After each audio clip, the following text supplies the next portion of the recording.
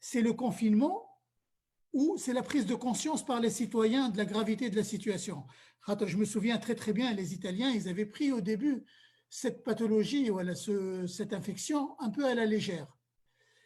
Qu'est-ce qui est, comment on explique ce renversement de la situation? On la voyait mal, très très mal partir, s'aggraver, et puis tout d'un coup, pouf, il y a eu le reflux. C'est le confinement qui a fait tout ça. Écoutez, je ne suis pas d'accord sur le fait que dire que les Italiens ont pris la chose à la légère. Permettez-moi de partager un petit peu euh, quelques petits diapos que je préparais. Je vais en passer en ce qui concerne la clinique parce que le professeur Yazine, on en a parlé déjà, disons, suffisamment. Je vais lui répondre tout de suite par cette diapo de surmortalité. En Italie, par rapport au mois de mars 2019 et mars 2020, il y a plus de 49% de mortalité et c'est surtout au nord. Et ceci, c'est sur un échantillon de presque 7000 municipalités sur 8000. OK. Bon, euh, ce qui s'est passé, il faut se rappeler sur un truc très important, c'est qu'il y a le fédéralisme en Italie. Donc, le truc politique et santé sont extrêmement liés.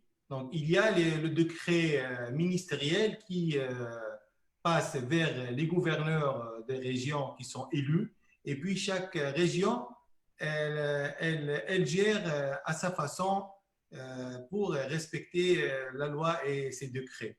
Ce qui s'est passé, c'est qu'il n'y a pas eu de vrai leader au nord, côté Lombardie, par rapport à la Vénétie, dans les décisions.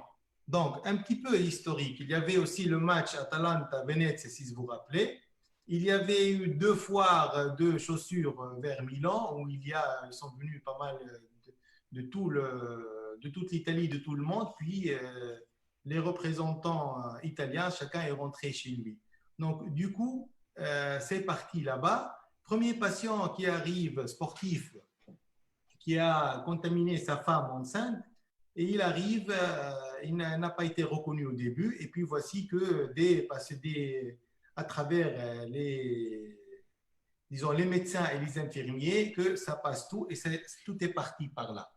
Après, ce qui s'est passé, c'est qu'ils n'ont pas eu le temps de prendre des décisions. Tout est à l'improvisation, comme nous tous, on s'est mis d'accord.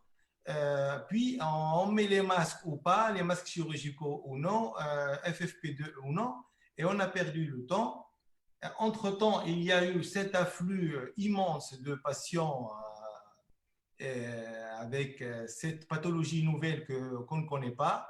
Et puis, on a dispatché les patients pour libérer les lits dans les hôpitaux. On a dispatché les patients qui sont plus ou moins COVID positifs, mais plus ou moins symptomatiquement capables de gérer la situation dans des hôpitaux, disons, du coin. Ils ont envoyé les patients dans des structures où il y a des EHPAD, disons, les lieux où on prend en prise en charge, on prend en charge la gériatrie.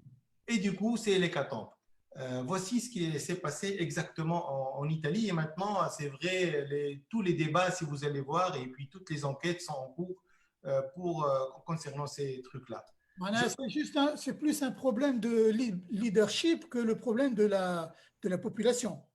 Non, la population, elle a suivi, à part le début, le couvre-feu, quand j'écris l'article vers début février, quand ils ont cherché d'isoler uniquement la Lombardie, et il y avait une fuite aussi politique, c'est-à-dire un des collaborateurs a fait fuite au journal, à un journal qu'il y aurait un couvre-feu en Lombardie, puis tout le monde a immigré vers le sud. Et ça a compliqué la chose. Donc, vous voyez la deuxième diapositive ou pas? Non? Non, je vais. Alors, tout à l'heure aussi, voilà. Voici. OK. Tout à l'heure, je vous ai fait voir celle-là, cette diapo. Et puis maintenant, voici celle-là. Il y a la mortalité, on a pris la mortalité du Docteur? premier jour. Vous avez la diapo? Non, Non, non, il n'y a aucune diapo. Alors, il y a un problème de. Partager l'écran. J'ai mis partager l'écran. Je vais refaire, je vais essayer. Partager l'écran. OK.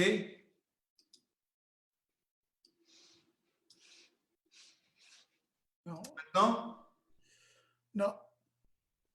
share. Ah, voilà, ça y est, c'est bon là. OK. Tout à l'heure, j'ai présenté celle-là. Donc, c'est la mortalité entre mars La 2019. mortalité par rapport à l'année dernière. D'accord. OK, en moyenne, c'est des chiffres de l'Institut supérieur de statistique, l'ISTAT italien. Juste, Adel, je t'interromps deux petites secondes, hein. Oui. Là, c'est une surmortalité sur un mois, en fait, hein. Ça, non, c'est les premiers 3 mois. Oui, voilà, c'est les premiers 3 mois. Donc, il faut 3 mois par rapport au mars 2010, de 2015 à 2019, ici. Et puis ici, c'est de mars 2020. OK? Et puis, voici, ils ont pris la mortalité du jour où on a déclaré les premiers cas de Covid positif 20-02, et puis le 31-03, et puis on a, voilà, une différence de 25 000 décès en plus, 90 000 à 60 000. De ces 80, il y a 13 710 Covid positifs. Donc, le reste, c'est une surmortalité ou c'est des patients non diagnostiqués à étudier, à rechercher. Voici la différence nord-sud. Pourquoi? Tu m'as posé la question tout à l'heure, pourquoi le sud s'est échappé? Parce que le jour où on a déjà la maladie, l'épidémie, elle s'est déclarée au nord au départ, donc on a pris la prévention, comme ce qui s'est passé exactement en Tunisie. On a fait l'alarme et puis ils ont fermé en quelque sorte, ils ont pris leurs précautions en Sicile et au sud. Et puis il y a le facteur, à mon avis, aussi géoclimatique que tout le monde cherche donc vous voyez jusqu'à 600% à Bergamo. Vous avez vu les camions militaires et tout ça. Je passe, donc je parlais de fédéralisme, j'ai parlé de ça, c'est le volet politique et statistique. Donc, reste le pourquoi tous ces chiffres. Il y a le problème aussi médical, et j'arrive, il y a, à mon avis, on a deux phases. Deux phases. Première phase, on ne connaissait pas la maladie, et puis on avait des adultes et des vieux qui arrivaient avec des gaz du sang vraiment catastrophiques, avec une situation clinique catastrophique, avec des scanners de ce type-là. Puis je passe, on a parlé de ce type-là. Donc, c'est difficile pour les anesthésistes de ne pas sauter dessus et de ne pas les intuber. Non, c'était ça au départ. Donc, dans un premier temps, on a un peu paniqué. Deuxième partie, dès que les autopsies, et puis les Chinois, ils ont commencé à dire un petit peu la vérité, et les autopsies des patients en Italie commençaient, et puis Gattinoni et toute l'équipe Pelosi et tout le monde commençait à analyser un peu mieux les choses. On a fait la différence entre poumon H et poumon L, et puis on a compris que c'est une maladie systémique endothéliale, et puis tout le monde en a sauté sur les corticoïdes. Et c'est les corticoïdes et l'héparine, à mon avis, qui ont changé un petit peu la cour et la gestion de nos patients. Moi, je suis convaincu. Je ne veux pas rentrer dans la polémique Raoult ou non, Plaquini. Non, chacun de nous a fait sa petite dose.